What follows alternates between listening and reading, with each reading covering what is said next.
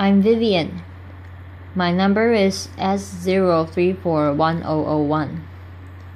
Living Beyond Limits by Amy Purdy, and I'm a sophomore. If your life were a book and you were the author, how would you want your story to go? That's the question that changed my life forever. Growing up in the hot Las Vegas desert, all I wanted was to be free. I would daydream about traveling the world, living in a place where it snowed, and I would picture all of the stories that I would go on to tell. At the age of 19, the day after I graduated high school, I moved to a place where it snowed and I became a massage therapist. With this job, all I needed were my hands and my massage table by my side, and I could go anywhere. For the first time in my life, I felt free, independent, and completely in control of my life. That is, until my life took a detour.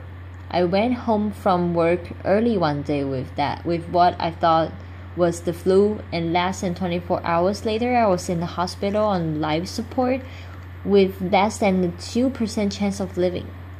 It wasn't until days later I lay in a coma that the doctors diagnosed me with bacteria meningitis, a vaccine-preventable blood infections.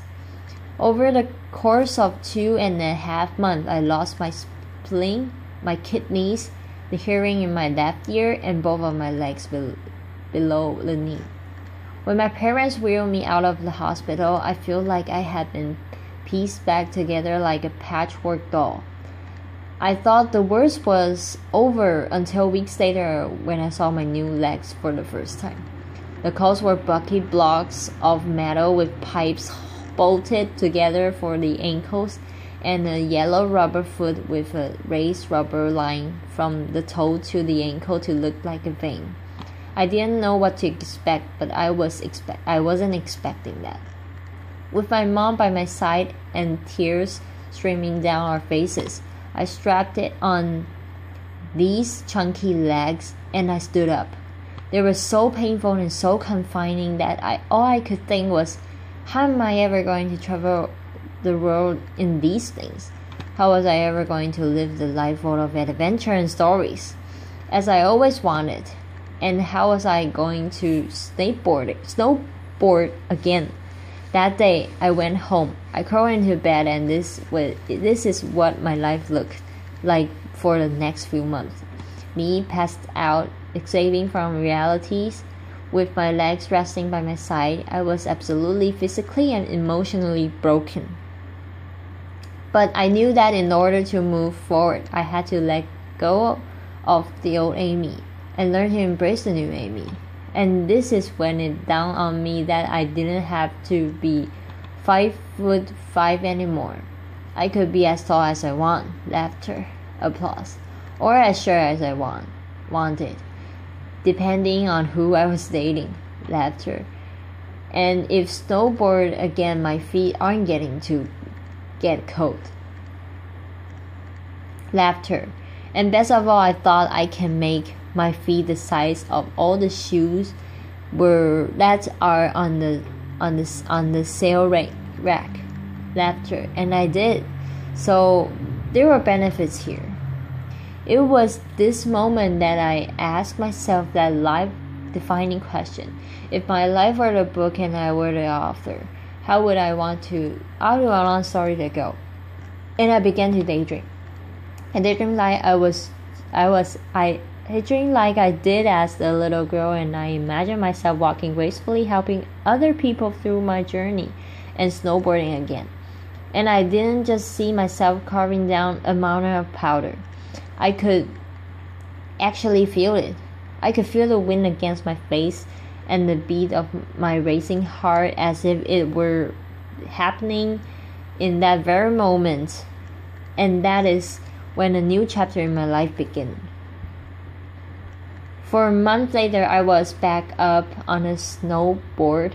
Although things didn't go quite as expected, my knees and my ankles wouldn't bend, and At one point, I traumatized all the skiers on the chairlift when I fell and my legs still attached to my snowboard. Laughter went flying down the mountain, and I was on the top of the mountain still. I was so shocked. I was just as shocked as everyone else, and I was so discouraged. But I knew that if I could find the right pair of my feet, that I would be able to do this again. And this is when I learned that our borders and our obstacles can only do two things. One, stop us in our track, or two, force us to get creative. I did a year research, still couldn't figure out what kind of legs to use.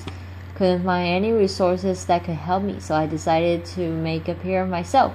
My legs maker and I put random parts together, and we made a pair of feet that I could snowboard in.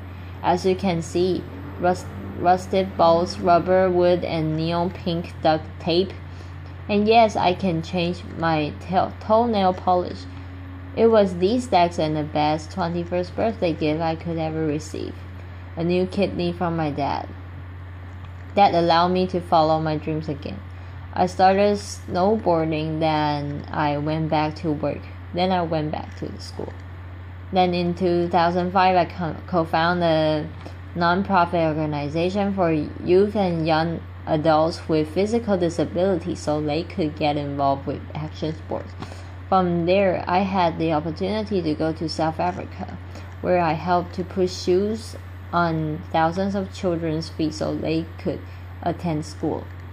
And just this past February, I won 2 back-to-back World Cup medals, which made me the highest-ranked adaptive female snowboarder in the world. 11 years ago, when I lost my legs, I had no idea what to expect. But if you ask me today if I would ever want to change my situation, I would have to say no, because my legs haven't disabled me. If anything, they've enabled me. They forced me to rely on my imagination and believe in the possibilities. And that's why I believe that our imaginations can be used as tools for breaking through borders, because in our minds we can do anything and we can be anything. It is believing in those dreams and facing our fears head on that allows us to live our lives beyond our limits. And although today is about innovation without borders, I have to say that in my life, innovation has only been possible because of my borders. I've learned that borders are where the actual ends, but also where the imagination and the story begins.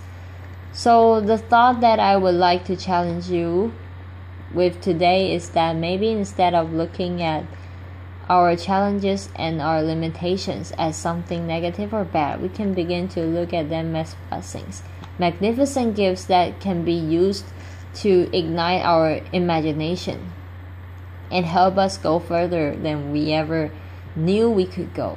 It's not about breaking down borders, it's about pushing off of them and seeing what amazing places they might bring us. Thank you.